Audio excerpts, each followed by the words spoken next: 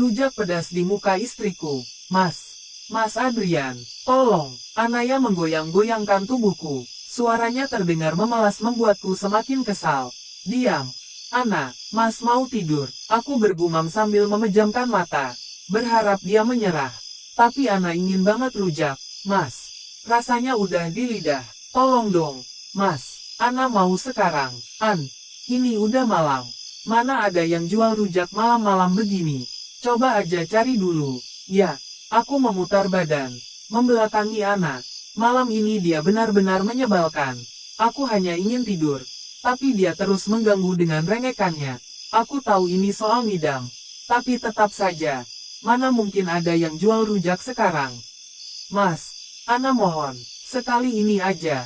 Ya, demi baby. Aku mendengus kesal. Suaranya semakin panas di telingaku. Nada melasnya terasa seperti paku yang menghunjam kepala. Jantungku berdegup kencang. Tapi bukan karena kasih sayang, melainkan amarah. Tanpa sepatah kata, aku bangkit dari tempat tidur, meraih jaket dan kunci motor di atas meja. Mau kemana, Mas? Tanya Ana dengan mata berbinar. Beli rujak. Jawabku pendek sambil lalu. Jangan terlalu pedas ya, Mas. Makasih. Dia tersenyum lebar, seolah lupa betapa kesalnya aku tadi. Aku hanya menggumamkan, sebelum menutup pintu. Bersama rasa kesal yang memuncak, kuhidupkan motor dan melaju tanpa tujuan. Asteris jarak 1 kilometer dari rumah. Rengekan Ana masih terngiang di telinga. Aku tahu, aku tidak benar-benar keluar untuk mencari rujak. Aku hanya ingin menenangkan diri. Hidupku sudah cukup rumit tanpa tambahan drama seperti ini. Aku menikahi Anaya Sarah Azahra bukan karena cinta. Hanya permintaan orang tua yang tak bisa aku tolak. Sebelumnya, aku sudah memiliki kekasih, Catherine, tapi ibuku tak pernah menyukainya.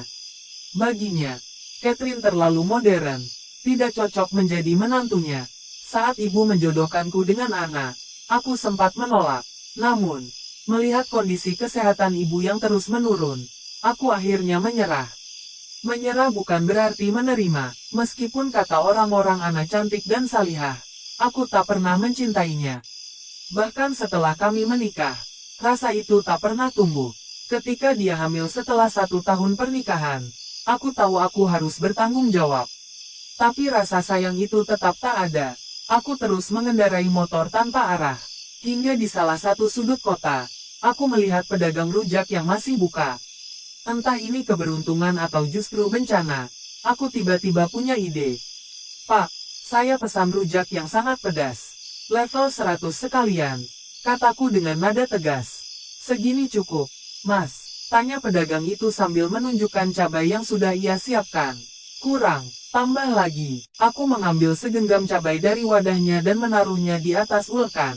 Mas, kalau terlalu banyak bisa bahaya. Gak apa-apa, Bapak tinggal buat saja. Saya bayar berapapun. Pedagang itu menggeleng pelan, tapi tetap mengulek rujak pesananku.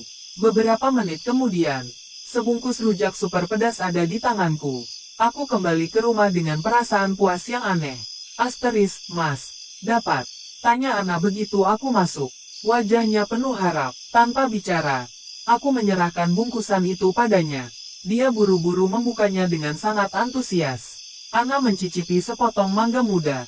Bewiyeh, Ana memuntahkan potongan itu. Pedas banget. Mas, kenapa? Tidak suka? Tanyaku dengan nada dingin. Ini pedas banget. Ana nggak bisa makan. Mas, pedas mulutmu. Aku melemparkan sisa rujak itu ke wajahnya. Potongan mangga dan sambal berhamburan. Sebagian mengenai rambut dan bajunya. Ah, panas, panas. Ana mengusap mata. Lantas buru-buru pergi ke dapur. Suara keran terdengar kemudian. Sepertinya Ana sedang mencuci mukanya. Aku tak peduli. Dengan kasar, aku berbalik menuju kamar. Langkahku berat. Bukan karena penyesalan, tapi karena kemarahan yang belum surut. Aku membanting pintu dan merebahkan diri di atas kasur. Mencoba memaksa tidur di tengah gejolak yang terus membakar dada. Malam itu, aku tidur dengan hati yang penuh amarah. Tanpa sedikit pun rasa bersalah. Asteris esok paginya, aku bangun kesiangan. Tidak ada suara Ana yang membangunkan. Jendela kamar bahkan masih tertutup rapat padahal waktu sudah menunjukkan pukul 7. Kemana Ana? Biasanya dia sudah bawel dari subuh. Ana, kenapa tidak membangunkan? Ini sudah siang. Mas bisa kesiangan. Aku buru-buru ke dapur. Mencari Ana dan mau mandi juga. Dadaku mencelos saat mendapati rumah terlalu sepi. Tidak ada suara orang yang sedang masak seperti biasanya. Lampu rumah masih menyala. Dan jendela pun tertutup rapat. Ana, aku mencari Ana ke semua tempat. Aku merasa dada agak berat. Entah karena apa, Ana ya, aku kembali ke kamar, membuka ponsel dan mengecek pesan. Mas, Ana pergi. Ana sekarang sadar bahwa Mas Adrian tidak pernah dan tidak akan mungkin mencintai Ana. Ana tidak ingin semakin banyak dosa atas hubungan yang tidak Mas inginkan ini. Ana izin membawa pergi buah hati kita. Ana akan mencukupkan cinta kasih untuknya. Semoga Mas menemukan kebahagiaan yang selama ini Mas harapkan. Aku terpaku membaca pesan itu. Tangan dan kaki mendadak lemas. Dadaku tiba-tiba nyeri dan berat. Beberapa ketakutan membayang dalam pelupuk mata. Tidak, Ana, kamu jangan pergi. Bersambung.